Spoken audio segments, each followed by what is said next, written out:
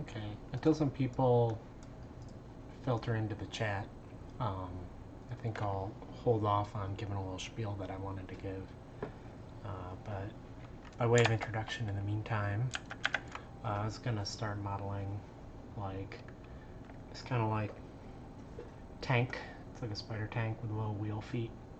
Kind of reminds me of something that I saw on Pet Labor, which is all part of just like a test scene that I want to put together. So I'm actually going to assemble the pieces in the engine. So like the main thing is I just need this chassis, I need this like turret, and then I need this like at least one of these legs as like 3 different pieces, and then I'll bring those 3 pieces into the engine, and then we'll see if I remember how my own mini boss editor works, but like I'll instance the leg 6 times, and then there'll probably be like a little bit of coding to get that turret working, although I do have like an older turret component that I might be able to use, but this one's like a little bit different. It's not going to shoot like bullets, it's going to shoot a big laser, so I think I need to write some new code for it.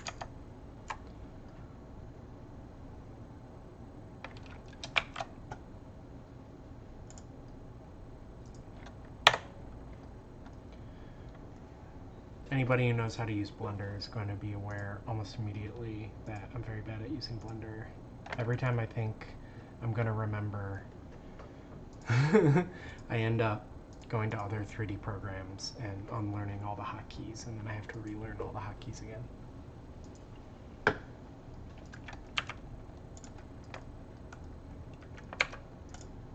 I do know you can select faces and then do Alt-S, yeah, to move along the face. So that's helpful.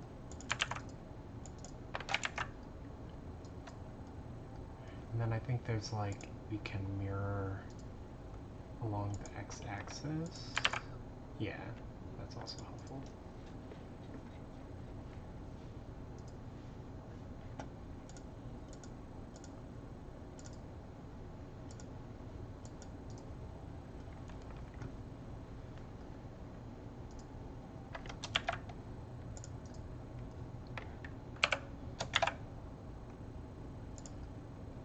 So that one's like, you can do Shift X, like G to grab, and then Shift X to, oh my gosh, where did it go? Grab and then Shift X to limit it to the YZ plane, right? We're rejecting any movement along the x-axis. So that's how we can like move along the central plane here.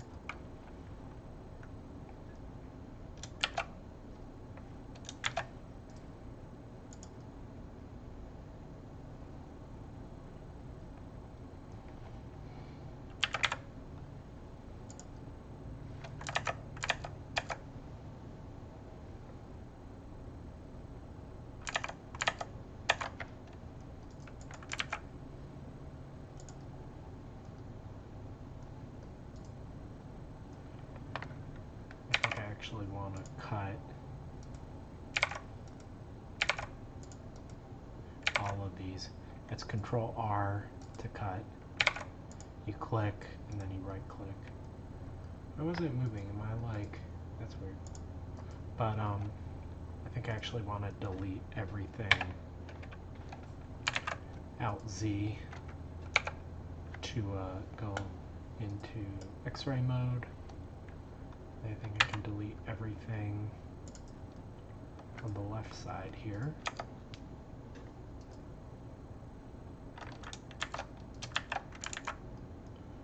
And then we can add a mirror modifier.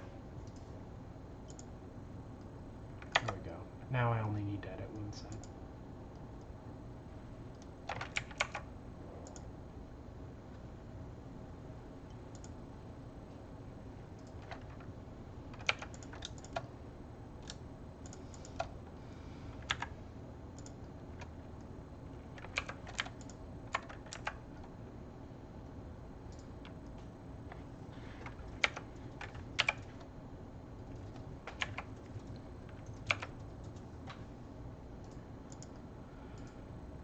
Let's see. I think this front part,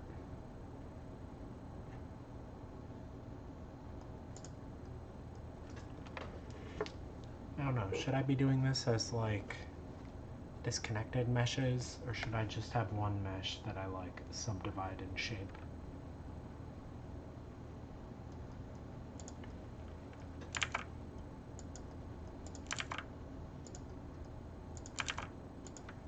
I'll update the title for people who join the chat so they know what I'm doing.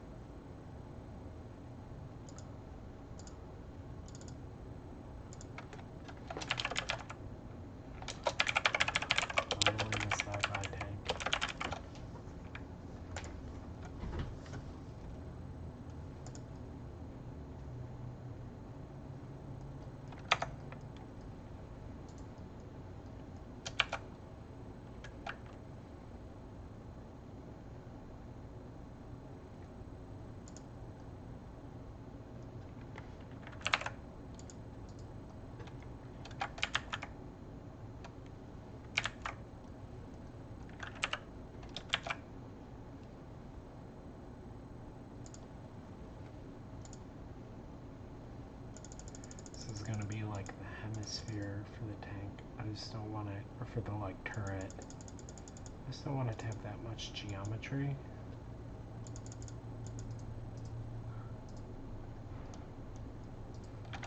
So we'll come in. Oh wait. Add a UV sphere. I think in terms of rings, I want it to be an even number so that I have an edge loop right along the bottom there.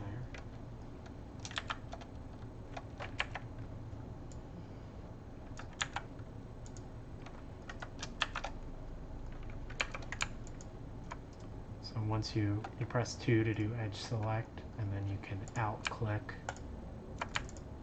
like an edge and it will give you the whole loop. And you can press F for fill to fill it in, and now you've got like a hemisphere.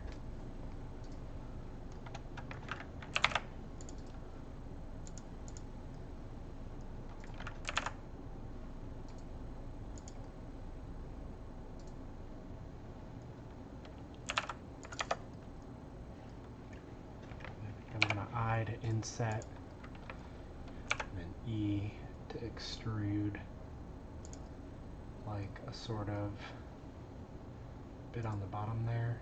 I also think I'm going to go here. I'm going to do like soft modify mode, so you see I get some of the neighbors. I can say GZ, I can use the mouse wheel to make this a little bigger. And we can pull that down to make it more squat. And you press O to turn that soft select back off again. Looks like when you're in and out of editing mode, there's separate soft select toggles. That's interesting.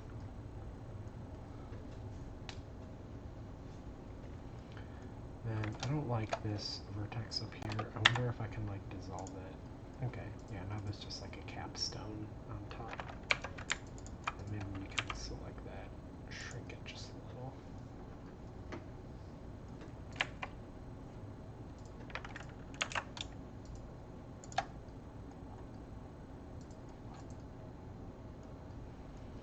I'm just kind of at this point trying to get a sense for like the size and proportion of things.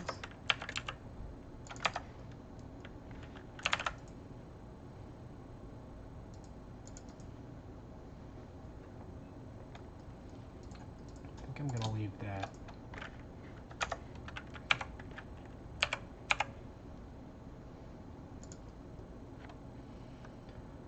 don't think this looks like my drawing.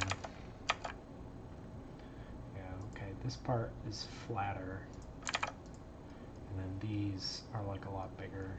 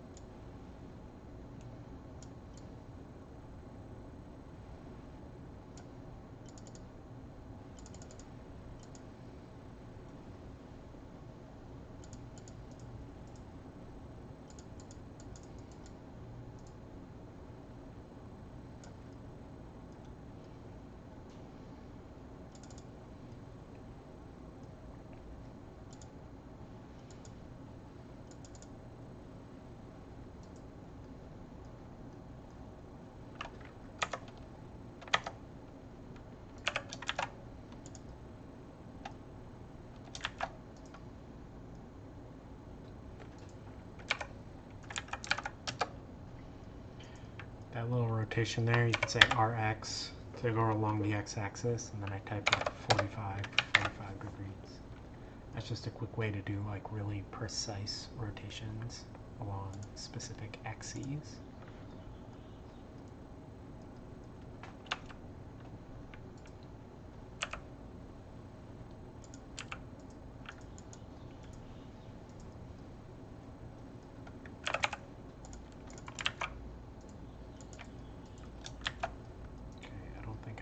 This face on the inside, so we will just get rid of that.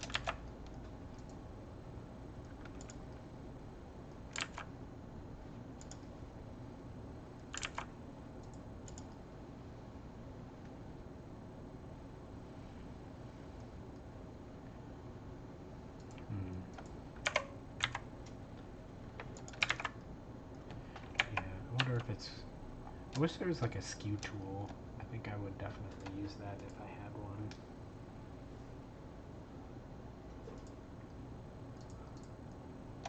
Is there a skew tool? Let me just say. Screw, but not skew.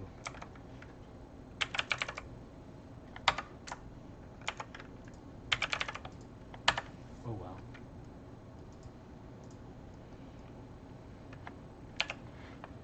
Now we'll just... I think...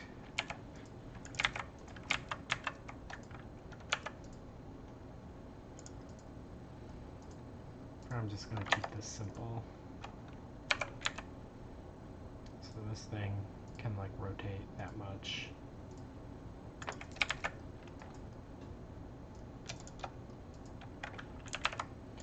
Let's lift it up now.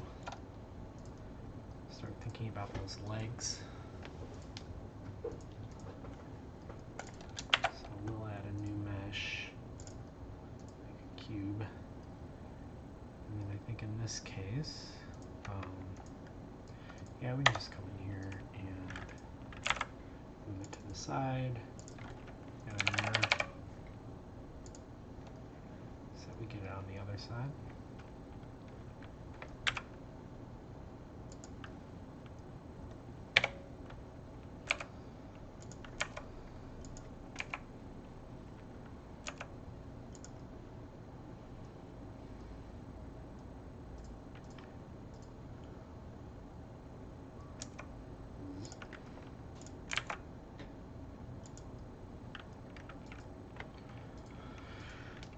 I don't really have a good idea of how to build this thing, so I'm just gonna kind of like do some tricks with...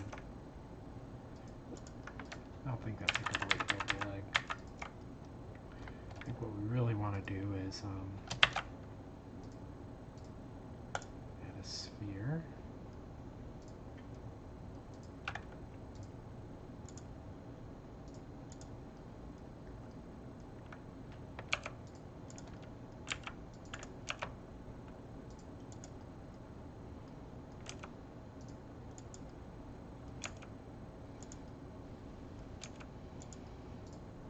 I'm sure there's a better way to do this. Do cursor to selected. And I can add another cube.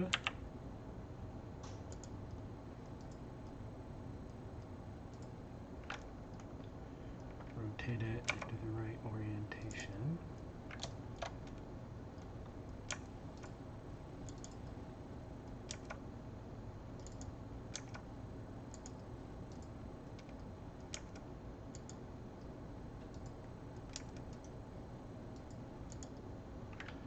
Not perfect, but whatever. Zip it out this way. And zip it in this way.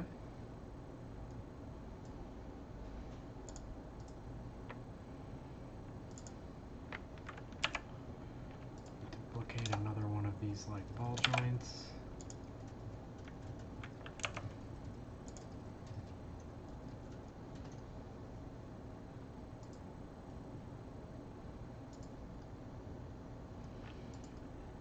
I think this is going to have to, here, let's use the 3D cursor as our origin.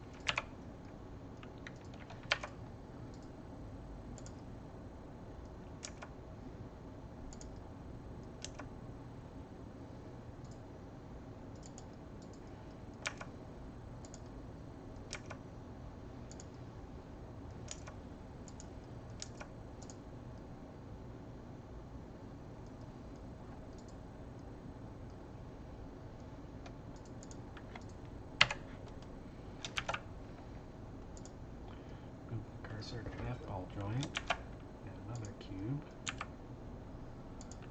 This feels so hacky. There's got to be a better way.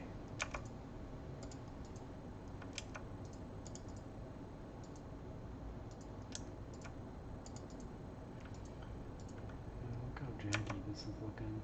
Oh well.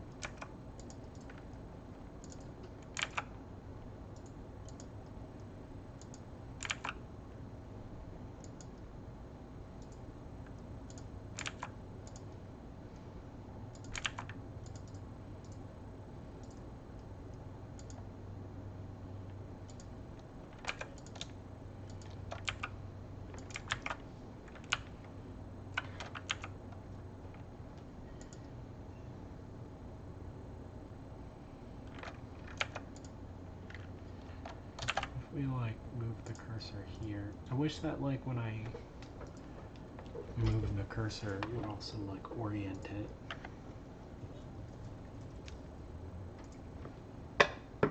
So if you press N so that you look at your view settings, you see the 3D cursor has like an orientation as well. I don't know how to just like auto match that to like the normal of this surface, but whatever.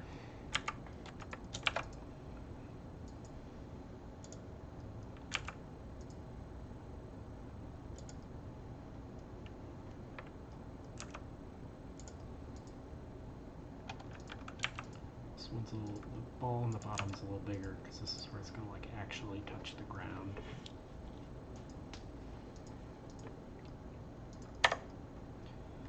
Okay, there's this object. But what I want to do is like make instances of it, not just like mirror it like this. So I think I'm going to get rid of that mirror. And then is it Alt D to create an instance? Let's see. If I grab this, yeah, so these are instances now. So what I can do is,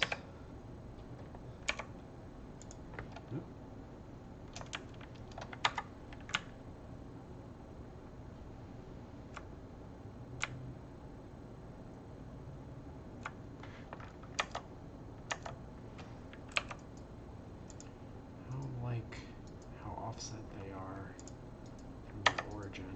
Let's just fix that and put you basically right under the origin.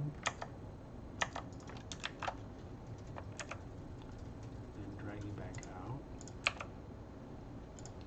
So I think this leg wants to point forward. This leg kind of want to point out this way.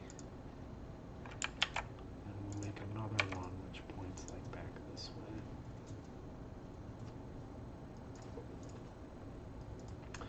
Now that's clipping on its like butt here. So I guess it's gotta be forward a little bit.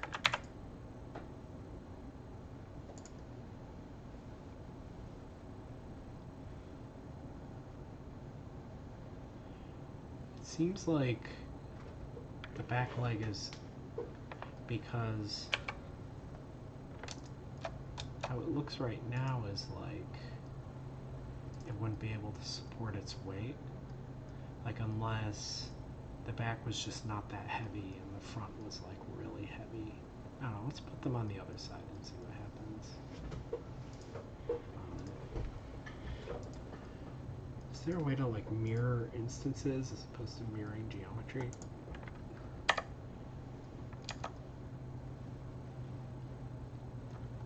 I can add an empty. Let's move the 3D cursor back to the origin. Then we'll add the empty at the origin. Well, it looks like these guys, their like registration point is still down there. I want their registration point to be up here, so I'm gonna fix that.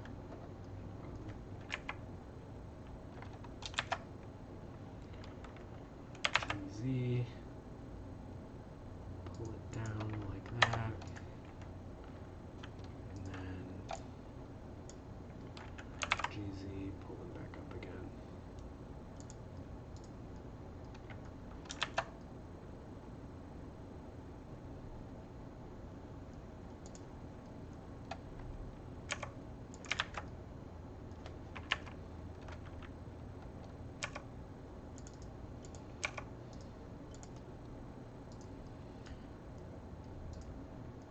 these guys probably get bigger as they go back, right?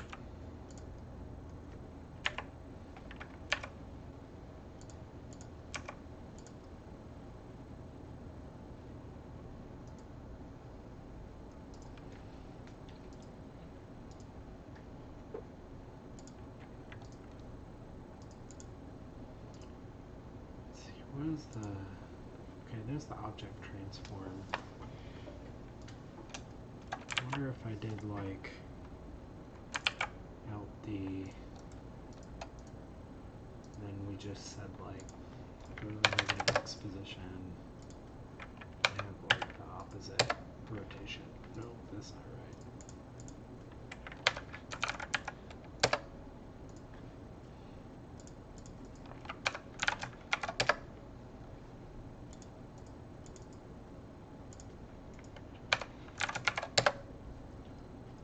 That's all looking very wrong. Scale u -1 along x. No, that doesn't do it right.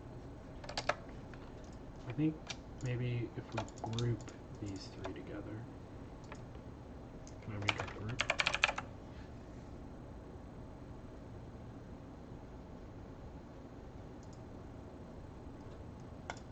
I can actually, I've got this marker here.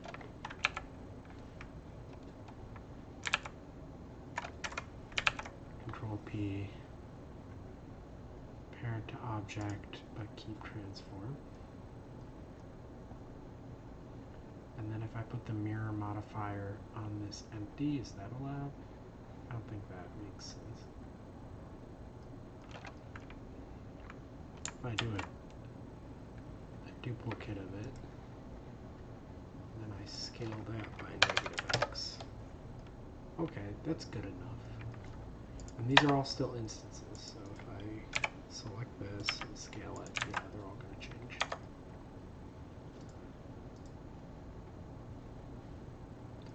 Okay, I think this one should probably like lean forward more. So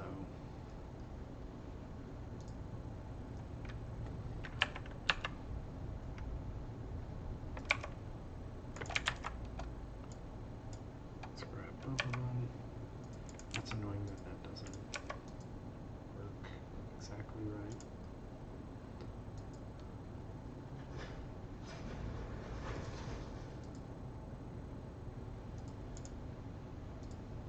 Nope, I just heard a noise downstairs. I'm gonna go check that out.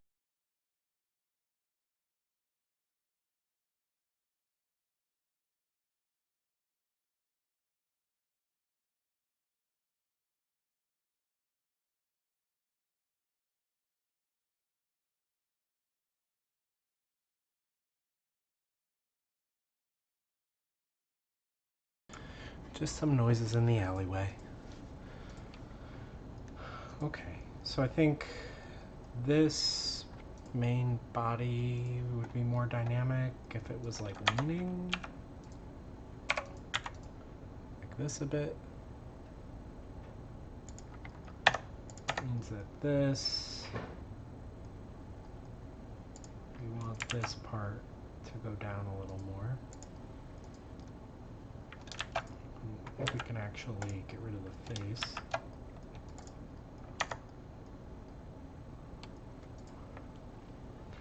Actually, I think it probably makes more sense instead of this sitting on top of like a stem like that, if it actually was sitting on top of a sphere, like those kinds of spheres.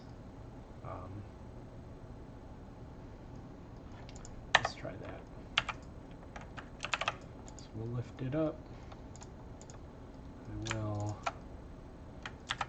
get rid of all those faces. Edge select, get this ring, pull that in a little. Then I will move the cursor to the selection so that I can add a icosphere. It's like inside there. And then we're going to want to pull that down just a little bit.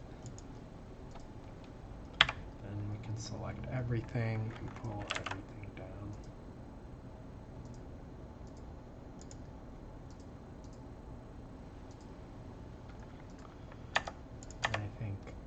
these guys. They could probably sit a little further back.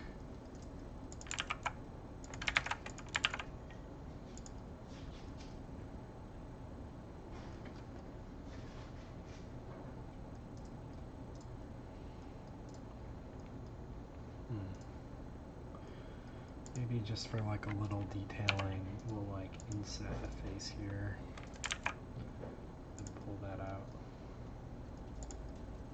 I don't know what I'm doing.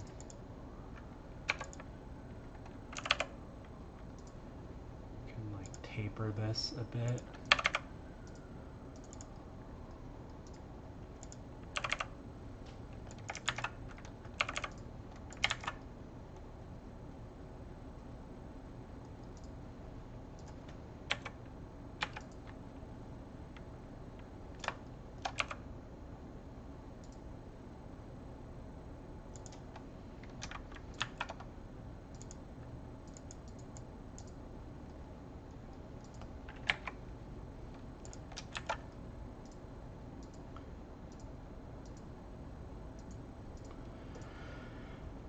What do we think? Should this like barrel bit be like a bit bigger?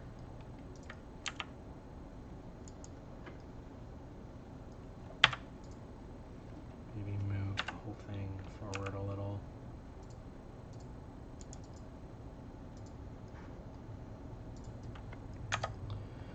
Okay. So far I think this is like kind of janky looking, but like probably good enough.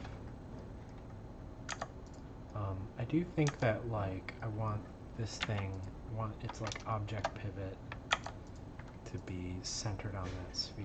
So I'm actually going to move all these up like this. Move it down here. That way when I rotate it, like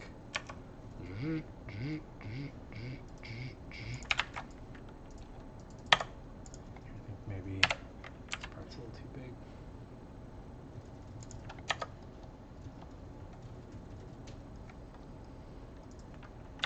So now I can sort of pivot up and down to like aim down or aim up. And then it can also pivot left and right.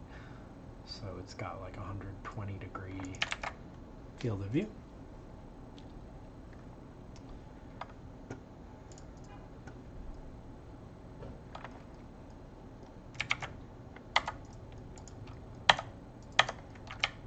Good enough. So I think the last thing we want to do is just, at least for this prototype version, is just rig up these like legs. So I think I'm actually just going to make a copy of one, so Shift D. Then we'll say, is it Alt P to clear the parent? I can hide everything else.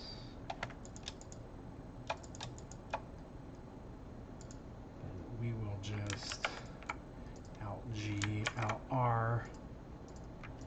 I think actually I want you to be like pointing forward. So let's rotate around the 3D cursor. Let's move the cursor to the world origin. We'll rotate you like this. All the geometry on this sucks, but I will finish that in a later pass. I think it's good enough for now for what I want to do, which is basically just rig it. Oh, this one is so bad. I need to at least do some like minor adjustments here.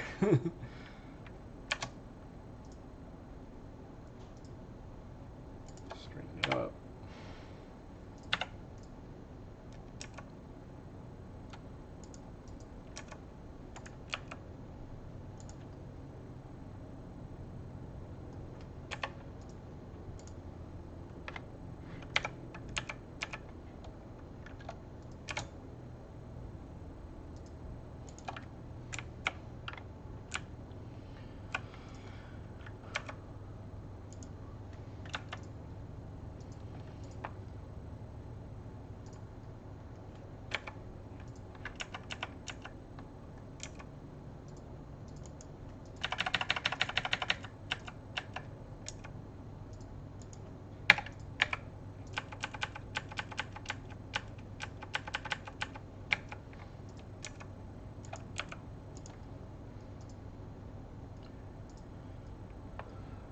okay, this is all still so nasty. This is the worst geometry that has ever been made.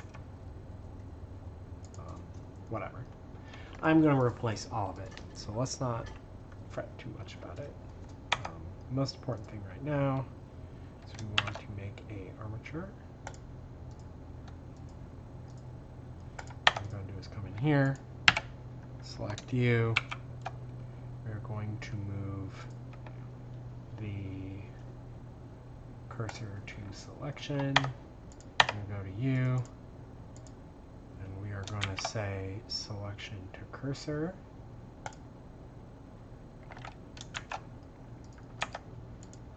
Come back here, and go Shift S2. Here, I think we E to extrude a new bone, and Shift S8 to snap it to the cursor. So you see what I'm doing here is I'm just snapping these bones to the center of those spheres. So Shift S2, cursor to selected, E, Shift S8, selection to cursor, and we can give these bones some names. So you're like limb A, limb B, limb C, and then there's a twist operation. Is it T? No, it just hides that. R. Because I know there's this like roll here. Oh, if I just set the roll to 0, yeah, that zeroes it out. I don't want any roll on any of these.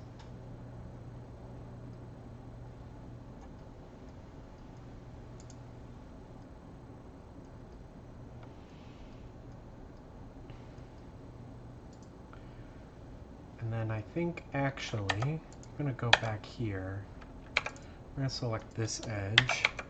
And move the cursor there. Then we're going to go back here. And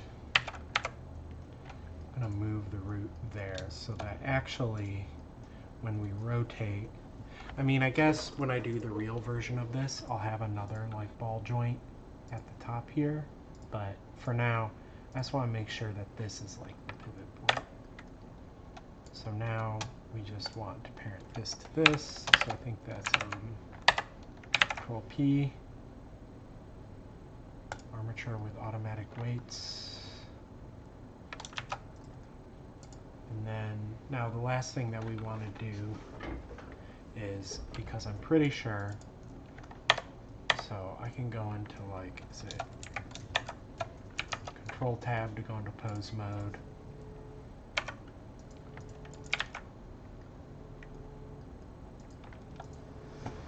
I think there's a viewport display where we can show you like always on top.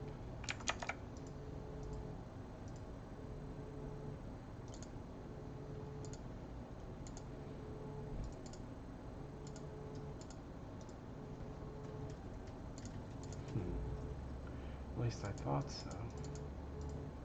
In front, there it is. So we do Control Tab to go into pose mode.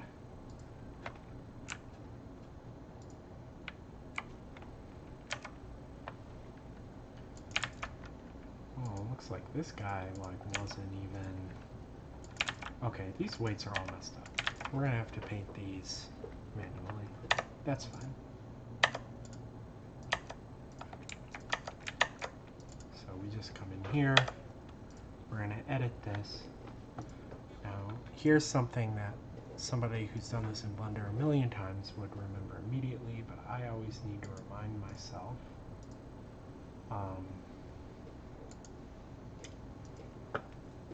To do vertex painting, we want under the display options, where is it? Mesh group weights. And then when we go to the data here, you can see when we bound it to the armature, it created these weight groups, and these basically say how much influence each bone has. So what I can do is I can say I want these guys to be 100% on limb A, and then I want you, I want to remove all influence, and I just want 100% weight. Remove. So now this bone, limb B, is controlling this and this. And then limb C, we want to remove any influence on this. And then we want to assign weight to this. We also want to remove all your influence on that bone.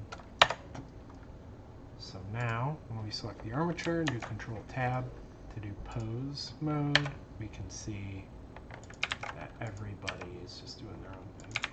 Now, when I do my like real version of this, I'll probably add, excuse me, another bone on the bottom here that can be used to like spin the wheel down here, but I think for this version, this is like good enough. So now let's export everything. I'm just going to do a quick save. I'm just going to save this on my desktop for now, because this is just a placeholder. Let's say like, hey, placeholder parts. And then I can.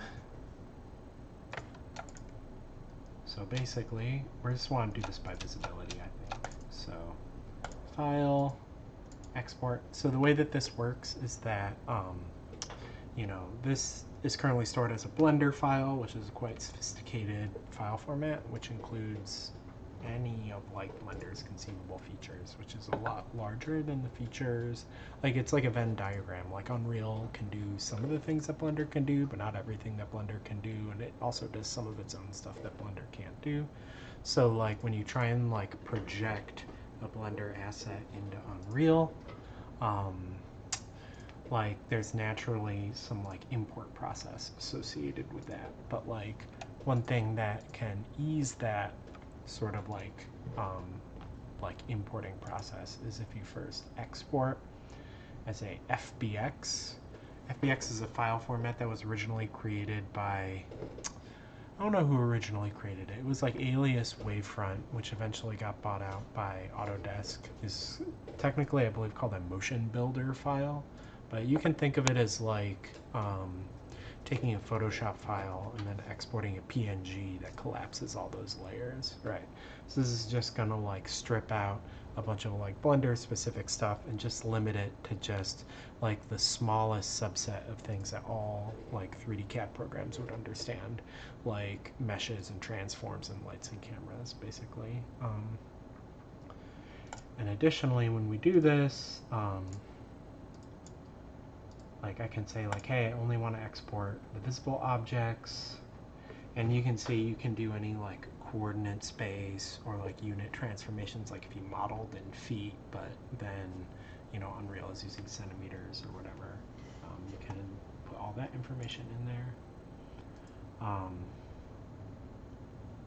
So I think for bones, what is this primary? Okay, I think the primary axis should be X and the secondary axis should be Y.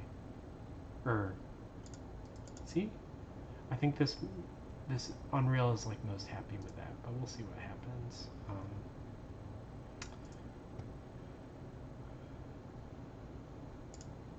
I think we want to export Z up, X forward. We'll see what happens. This is like placeholder tank parts, leg. So I've already got Unreal open here. I've already got this like cargo bay space that I started building. I've been building this with a new tool. I'll talk about that in a second. But in the meantime, let's just try and like import this new placeholder dingus. So we'll just make a new folder, just like connect everything. And then let's import on the desktop placeholder tank parts leg.fbx. It looks for FBX files by default. And then yeah, so Unreal 5 added this new import system called interchange, which I'm not a big fan of. I think it's like, it makes things so complicated and it hides all this stuff that I used to care about. But I guess for now I'm just gonna like leave this stuff alone and see what happens when I import this. So we imported it. And if we look at it in the like mesh preview, we see, yeah, we got X forward and Z up. One thing that I've noticed is that in Blender, you're modeling in meters, and then in Unreal, it gets converted to centimeters. And the way that it handles that is that on this root bone here, I think it like, here, let's go to the skeleton view. Yeah, it just scales this root bone here.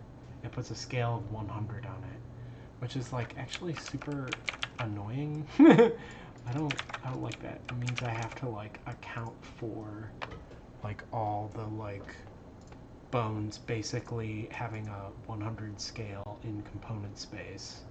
Like no matter which one I select, right? Yeah. So that's just like an extra annoying thing that you have to think about, which I don't love. If I say mesh relative,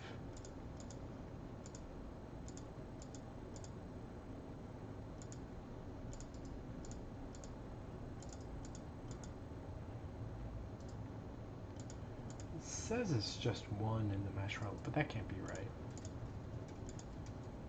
But yeah, anyway. So there's that part. We need to get the other parts here. So let's hide this. I need to, so like when I hit hide, it like, oop. So when I hit hide, it only hid the bones, it didn't hit the mesh. That's because by default, this is a weird behavior I don't understand in Blender. By default, it doesn't hide children as well, so you have to hold shift. And then if you show it, it doesn't show children by default, so you have to hit shift to show them. It's very strange.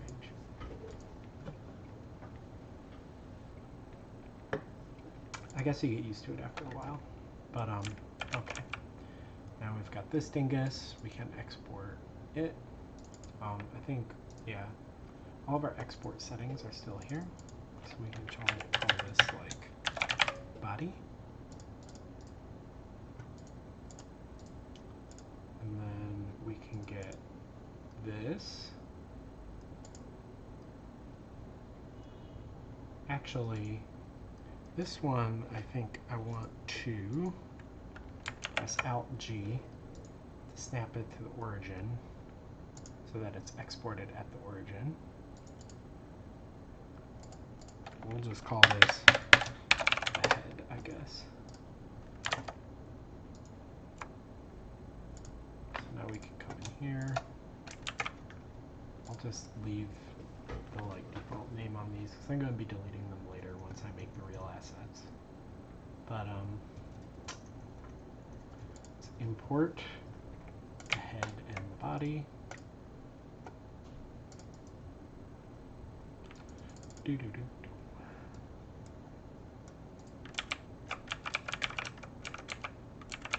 Cool beans.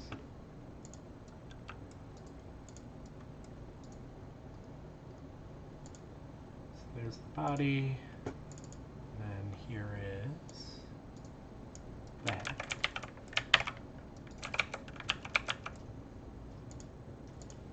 So now we can drag these out into my scene here. So we're going to have the body.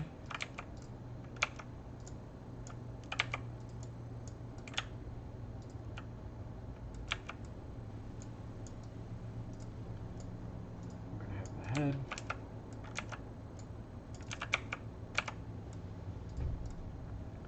I'm going to say attach to body. This is not like normally how you would assemble things. Like normally you just sort of like export these all together. But like when I build mini bosses, I've actually got like a modular system where several actors are combined together.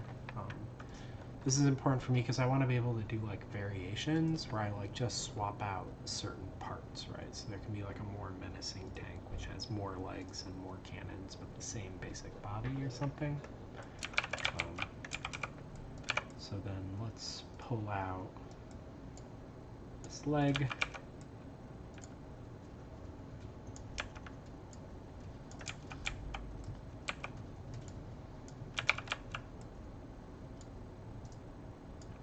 I'm actually going to turn snapping off. So I can like, whoop, I'll do that for the rotations as well. So then we're going to attach this to this.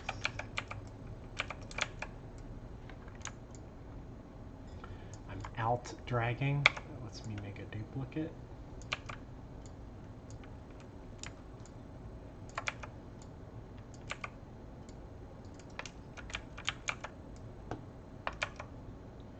Yeah, and then these guys were like a bit bigger. So maybe I'll make you 1.15. Actually, I want to hit that lock. So I scale along all axes. Maybe we'll do 1.2. You will do you 1.1.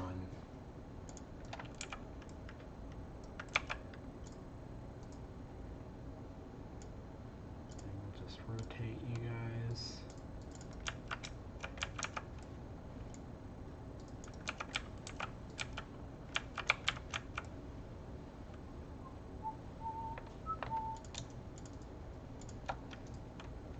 I think it's Control D to duplicate, yeah. Then we can move you to negative, not negative X. We're in Unreal now, so Y is the other axis. Moving you from the negative Y side to the positive Y side. And then for these rotations, this is going to be annoying, isn't it? Oh, that seems fine. I just need to do opposite new rotation, and they all seem basically good. Sure, hope so. There we go. I think we never modeled or configured any collision, so I think the player's gonna like, oh no, they do have collision. Oh, it must have auto-generated collision. But let's at least come in here and let's see, number of collision primitives 1, yeah. So we are going to remove the collision that was generated, and instead I just want to use the mesh as the collision. So I can go to collision complexity, and I want to say use complex collision, which means the triangle mesh, as simple, which simple is like the collision that's used for physics, as opposed to the typical complex, which is just used for visibility tracing. And we can do the same thing here. I can remove the auto-generated collision. Then we can change the complexity to use complex as simple. When I do the real one, I'm going to just like actually model collision. So, and then I think, yeah, these legs, their collision is going to come entirely from this physics asset. Which unfortunately it's harder to do like precise stuff. I'm going to have to do some like, when I do the actual collision for these, I'm going to make like special things. But like This one has a special collision editor when you have an armature because it like by default generates like ragdoll information, right? Like that's why I can just automatically do that. And so it's generating like simplified collision that makes that sort of thing easier. Also, behind the scenes, it uses that collision to approximate the bounding box when they're animated. That's neither here nor there. So, there we go. I've got this thing. I'm colliding with the triangles. I don't have as precise collision with these limbs, but I think this is a pretty good, like, sort of like space in terms of like how much of the space it's filling up. I wonder why I'm not actually colliding with these limbs. What's their collision setting? Oh, I bet their collision is set to physics actor. We want you to be world dynamic. World dynamic is basically like a or block all dynamic. That makes you basically sort of like a moving platform, essentially. That's actually what all this collision should be.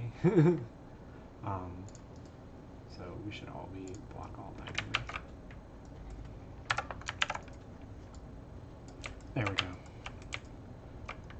Doesn't matter too much because this is just for like getting a sense of the size and the scale and like getting a sense of what I can animate.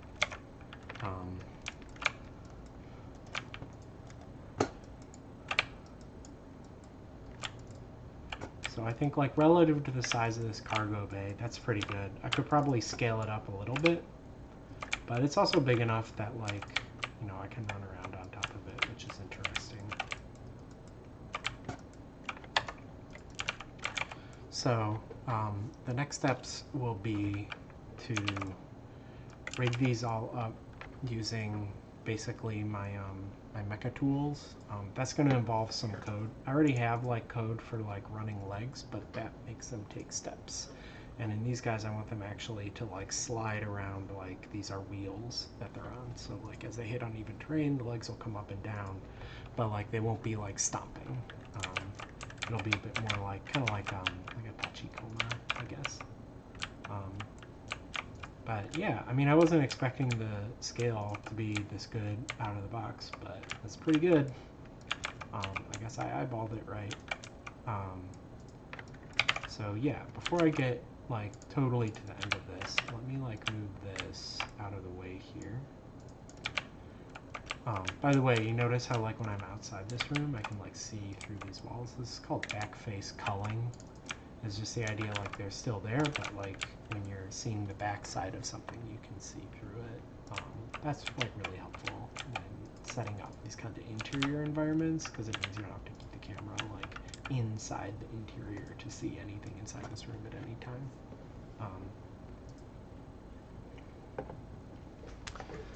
Anyway, I'm kind of surprised nobody joined the chat. I guess it's been like quite a long time since I did streams, but hopefully after I post this to YouTube, it will remind people that I'm going to start streaming again. But like I just kind of wanted to show, like, so this chamber that I made is using a new tool. I think I'm going to like timestamp and share this next part. I would have said it all in the beginning, but I was waiting for people to join. Oops.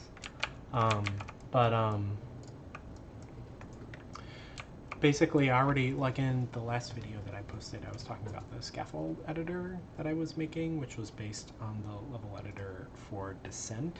And like, that one ended up being like good for certain things and not great for other things. I think it's really good for creating like volume filling like structure really quickly that can be used to generate navigation for flying enemies. So like they're able to fly around like a complex space station with a lot of different like branching corridors and things without having trouble like being able to do pathfinding or avoiding walls or clipping corners or anything like that. But it actually made it really hard to set up certain things like if I wanted to have like a landing, like a platform that was like sticking out from the wall, like it was really hard, like just on like one surface of a room, to be able to just add detail locally to that, because of the way that the like volume like cells are structured. You end up having to add all this topology all over, and there's no way, like usually when you're doing mesh topology, there's a bunch of tricks for being able to like fan out or fan in geometry where you want it to become more dense or less dense without like breaking like quads, like making sure all the surfaces like are quads instead of weird triangles, which is like its whole other topic. So then I started thinking about like, well, what if I just wanted to focus on individual surfaces, right? Like maybe the scaffold generates a surface and then I can just do detailing on that surface. And so I was looking for like a bunch of different references, and like one environment reference that I thought was pretty good was like, I just realized I'm looking at the the audio mixer in OBS, and I have been listening to music, but I don't think the music has actually gone through to the desktop audio. That's very strange. I'm gonna need to check out what exactly is happening there. But yeah, no, nothing. Okay, strange. Anyway, well, let me just check. Is it? Yeah, I have no idea why that's happening. It doesn't even, wait. Ooh. Yeah, baffling. Anyway, I'm not a great streamer, it turns out. I'll figure that out later. But essentially, like, where was I going? Like, I was like looking at the environment art in the game Zone of Enders, and I think I like had this sort of like realization as I was just sort of like faffing around that like the way that they did detailing was they essentially had tile grids, like an old school RPG. But then those tile grids could be manipulated in 3D and then like used as like floors and ceilings. So I thought just as an experiment, I mean, they probably manually built all of that in like just like a regular modeling tool like Blender, like we were using a second ago, but I wanted something that was like faster.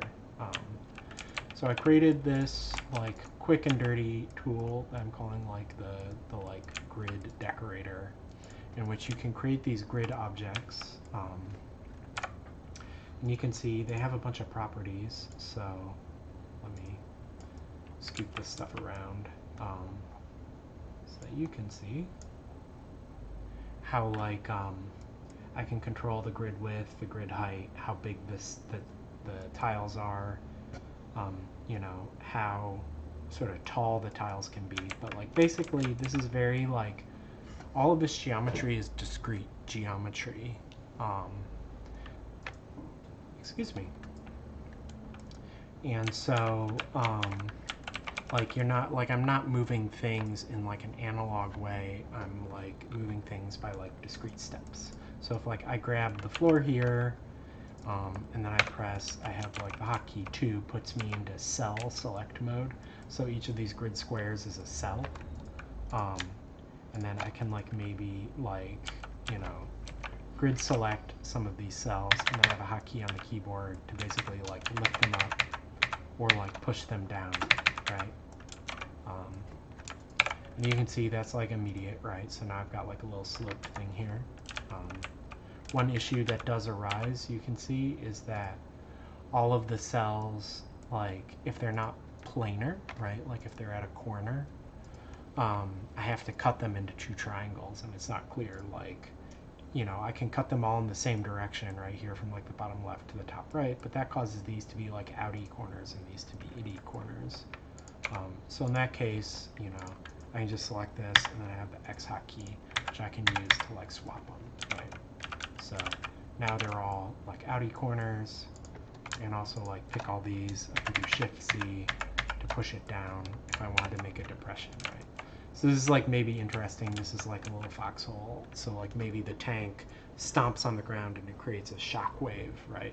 But you can like jump down into this hole, and then the shock wave will pass over your head. So that's the kind of like quick like gameplay experimentation that I kind of want to think about. I also wanted to make it really easy to just like clear stuff out and try different things. So like, you know, I can just erase everything that I did inside of there. Another thing that I can do is like, I can like pick like a chain of these vertices and I can insert a cut. So I'll cut on either side here, and then you'll see what that means when I pick these cells in here and push them down. Instead of the whole cut coming down, only the like this side of the cut comes down. The other side stays on top, right? So now, you know, we can have these little depressions down here, but then like there's also like vertical walls like that. So. And like similarly, like you might expect, like I could just grab 4 vertices here and like cut just like one cell like completely out. And then if I raise that up, it comes up just as like a box. So then like you can also see, I just have like a sort of default image on all of these, and this just has this little like box on the top to let me know which is like the top of the cell because they have orientation. But like I do have buttons in here where like per cell I can change the orientation. I also have like a data table that I populated with a bunch of images. And so like I can swap out the image that's being used here. There's like a test UV pattern. There's like a cross shape. There's like a star shape, you know. Or I can like go just back out to this block out tile. I can like select a bunch of these. I can make them all stars. So that makes it like hopefully should make it pretty easy.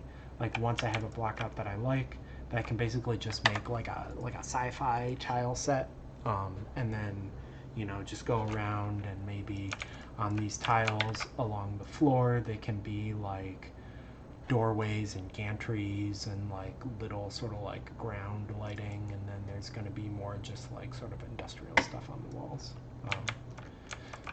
Similarly to the way that I was able to like pull out something here, I could also come in here, do a cut here, do a cut here, go to cell select mode, and then just pull these out this way, right? And that lets me make like a little platform coming out of the wall that I can stand on. Similar to the tiles, so like when I go to like tile select, you see I'm selecting each of these cells. It doesn't let me select these cuts. I also have like a cut select mode, right? So I can also come in here and I can modify like the images on the cuts as well. So it's a little more sophisticated than just being like a height map or whatever. The last thing that I can do with these cells, which is going to be sort of like important for linking all these rooms together as like an interior space. So I can go to like cell select, I can pick maybe like these here, and then I have basically like a hiding toggle, which just removes them, right? And then that also removes the collision, right? So I can just fly out. Oop, they're invisible from behind, so it's a little confusing, right? But like, so you can imagine we can have like a hallway that comes out this way, right? And then I can like blow holes in the side, in the floors or the ceilings or the walls to make sure that like I can actually link all this stuff up. The way I was doing that before was I was just using like mesh booleans, where I take like one mesh and subtract it from another mesh. That caused it to create like kind of junky geo. Whereas now this is sort of more solid geo. So I'm feeling pretty good about like how far I was able to take this tool. And I'll let you in a little secret. The other reason that I wanted to have something which didn't just do like the smallest amount of geometry, but had like a really regular density of geometry like this, like, you know, aside from making it easy to just like tile the textures on it, is that like I wanted basically a basis for authoring environments that were destructible. So this is the reason that I want to make a scene like this cargo bay that also has this tank that has this like big blaster here, because I want like as the tank, like if we come in here and then like the tank like hits like these cells over here, I want to be able to like push them in and then spawn a bunch of like fire and smoke particles or whatever, so that like the environment actually like deforms or like potentially even breaks in certain places, revealing maybe like secret tunnels and things. And so that goes beyond just like authoring a bunch of environmental kit meshes and then placing them by hand in the level. That means like making sure that like as you're making the level geometry, that it has like a reasonable structure, right? In this case, it's the discrete cells from which we can generate, like, or I can at least try and think about starting to generate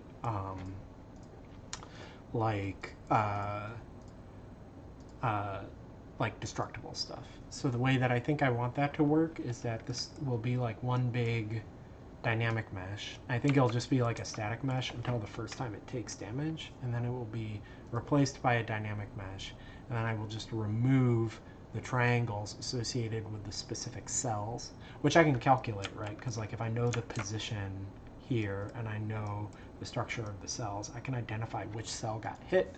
From there I can identify which triangles I want to remove from the mesh. That will leave like a hole in the mesh. And then I can spawn like a damaged cell basically behind it, right? That's like it's got a bunch of like wires and plumbing that are all broken apart and sparking or like emitting fluids, or like they're on fire and smoking. And then like as we do a bunch of like damage to neighboring cells, I can like expand them to fill that additional like neighboring area.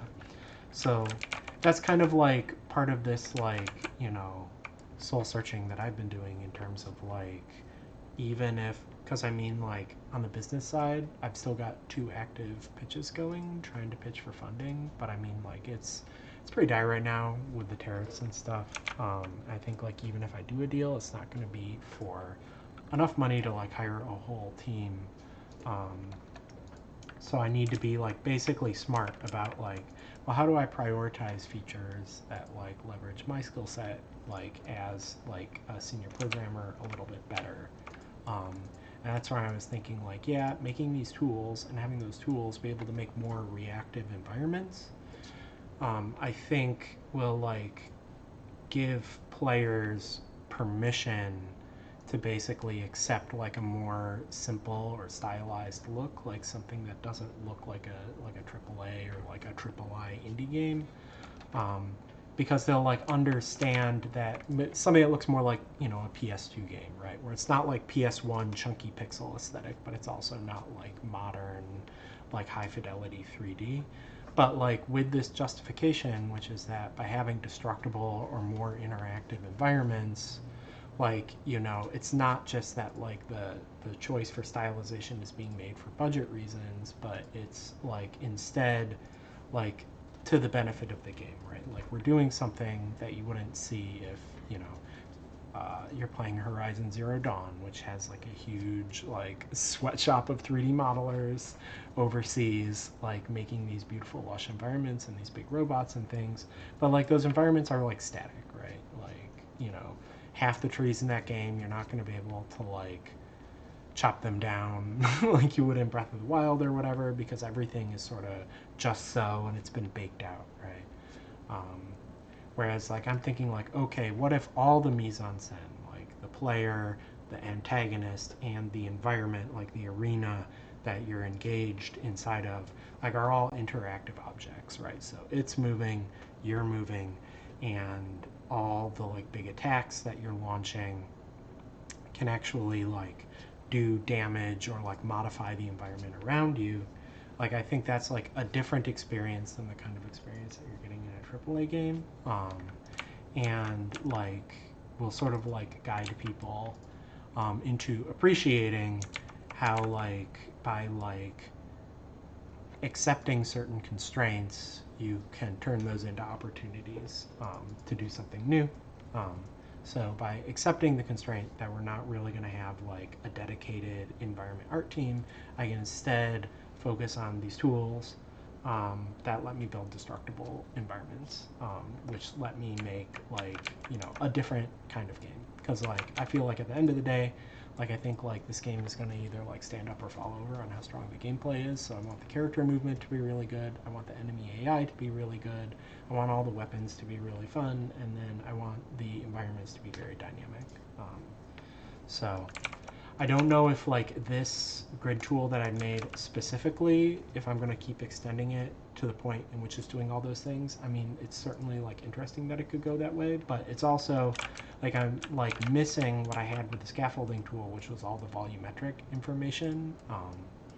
Like, I mean, you could certainly imagine this entire space as being like latticed with 3D cells, kind of like you're in Minecraft, right? And you're surrounded by like all these little cubes that each have information about that lattice location in the world, except instead of everything being like horizontal and vertical patterns, we can have these like sloping patterns and stuff. But I also don't want the game to just all be like 90-degree angles. So I still need to figure that out, like if I can like rotate or skew sections. Silvertree Ben says, would you ever want to open up the tools for player-generated content? I mean, ideally, yes. It's a little bit tricky because I'm using like the Unreal Game Engine, which uses separate licensing terms for the editor versus the games.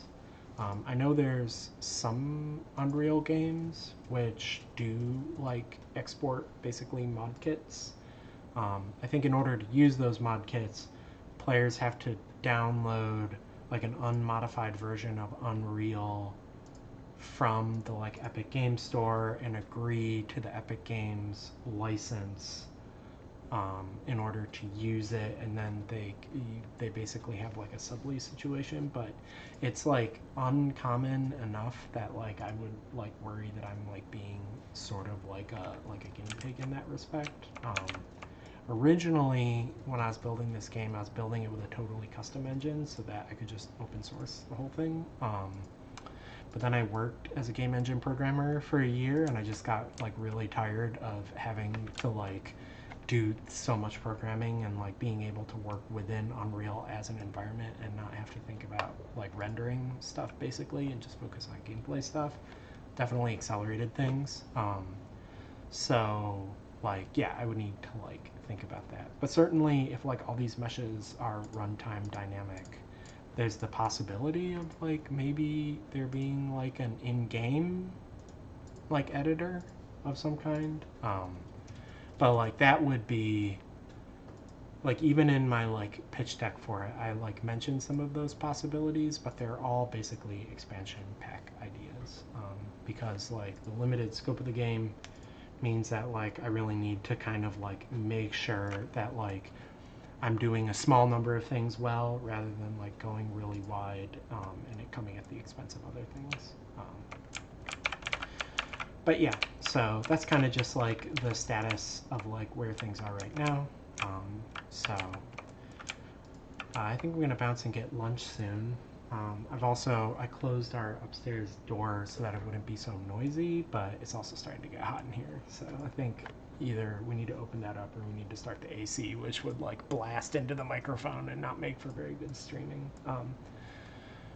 So I'm probably gonna peace out soon. But yeah, just in terms of like hopefully, you know, the next steps are like I'm just gonna get this tank moving and grooving around. I'm gonna make a bunch of like weird geometry with these floors and walls and stuff, and like basically make sure that like as it moves around it doesn't like get tripped up on like little pieces like this or little pieces like this. Just validate that like I can like roll with the environment. My ideal is that because like normally with these like big enemies you have to place like navigation hints, which is essentially like a map, like an invisible map on top of the map, which they use to know how they can move through the space.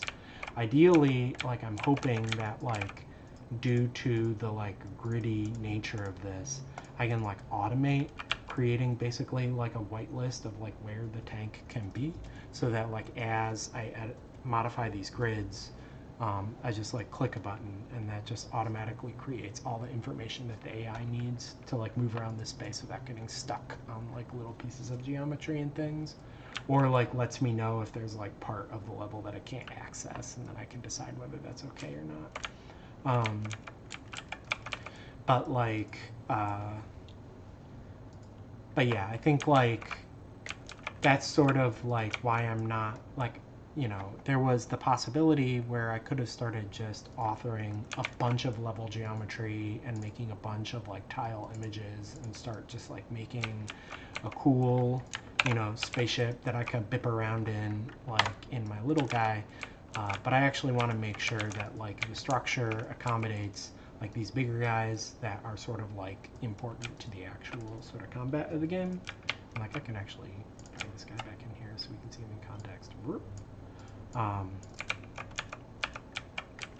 And like start to figure out like, oh, if I wanted to make him bigger, how much bigger do I need to make the room? Or if I made him smaller, like how much tighter could they get through the space? I do kind of like the idea that like because it's a spider tank, it might be able to like get up like Daddy Longleg style and move through a more narrow piece of ground and then like splay back out again. Like I think that would be like very like entertaining moment, like it just in terms purely as animation for people like looking at the screen. Wow, I'm really going on tangents here. But like basically I just want to make sure that like the player move, because there's also some like player stuff I'm thinking about.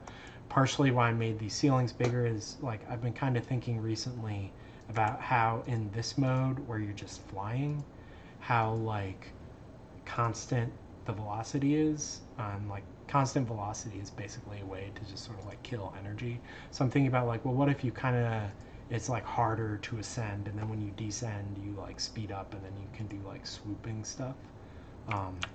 I kind of want to make it such that like it's kind of harder to move around this space when you're a jet, so that you have more reason to like transform back into a robot and have more ease of control. But then at the same time, like if you master the controls of the jet, then that just like opens up like a higher like speedrunning opportunity in the scene. But it all just means like the player control, the enemy AI, and the like AI data that's generated by the tools are all firing at the same time. So I want to validate that I can either generate that AI data from these grid surfaces, or if I need to make something more volumetric, right, that's sort of more like a Minecraft lattice with that can like bend in certain places or whatever. I don't know. I've got like only very vague notions of it, but that would kind of be like the halfway in between these grid surfaces and the scaffold tool that I was making before. And like, yeah, because that would also have the benefit of like I would fully understand the space, so I could generate that aerial geometry, so like a bunch of little enemy drones can like fly in the door here, and then they know how to like move around this space and like brief you while you're trying to focus on this tank or something. So just ways to create layered gameplay in that way. But yeah, so just to review, we made a tank. I showed off the beginnings of like the new sort of level editing tool that I'm working with that lets you do like slopes and like cuts and change images, and like cut holes like for doors and things, and how that's like I'm hoping to like turn that into the basis of like how I can like pretty efficiently make like elaborate like interior structures, like a big interior for the spaceship, but with each part of it, despite being like very like stylized and interesting, and I've assigned all these individual textures, are still like A, navigable by the AIs, and B, destructible, right? So that like if the tank shoots like a big blast and it hits this surface here, like that's just gonna like blow a hole and then become like a hazardous place where you can't land or walk. So I'm Max. This game is Nightshift Galaxy. I'm still working on it. I'm sorry I haven't streamed in a while. I've had to pick up some freelance work lately to pay the bills while the pitching continues. So, you know, hopefully I have some more news on that front. And the worst case scenario is nobody opens their wallets, and progress slows down a little bit, but that just means that I have more of a fire under my butt to get a simpler demo out earlier onto the Steam page. But I really, really, really, really, really don't want to just stream this stuff. I do actually want to have demos out there that people are playing, so I can get like real feedback from people. So I'm going to try and start doing this again every Friday. I keep it up on VOD for the rest of the week. If you missed earlier parts of the same episode, and then I'll also have it on the YouTube archive forever. You can just Google Nightshift Galaxy. You'll find the Steam page. You can wishlist it. That definitely helps a lot in terms of letting me know how much interest there is in the project. If you should also be able to find the homepage. If you do that, that has links to Twitter and Blue Sky and everywhere, YouTube and the Discord. And if you join the Discord, there's an ongoing AMA thread where you can ask any questions you might have about the project and get answers in almost real time. I keep my eye on it all day, although I sometimes go into the concentration zone, so it's not fully real time, but asynchronous real time. Yeah, hope you have a good one. I'm Max. Thanks for watching. Bye.